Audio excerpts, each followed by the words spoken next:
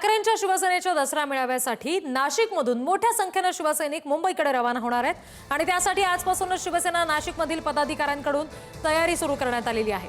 प्रत्येक तालुक्यातून 30 ते 40 वाहनं मुंबईच्या दिशेने रवाना होणार आहेत। नाशिकमधून दसरा मेळाव्याला जाण्यासाठी पदाधिकारी आणि कार्यकर्ते सज्ज झाले आणि त्याचीच तयारी म्हणून आज नाशिकच्या शालिमार इथे जिल्हा मध्यवर्ती कार्यालयात पदाधिकारी आणि कार्यकर्त्यांकडून जोरदार तयारी सुरू करण्यात आल्याचं चित्र पाहायला मिळालं।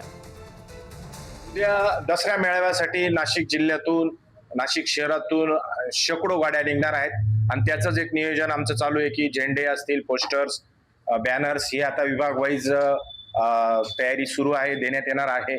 आणि गेल्या अनेक वर्षांपासून विचारांचं सोनं लुटण्यासाठी घेण्यासाठी आम्ही तिथे जात असतो आणि त्या संदर्भात आमची तयारी सुरू।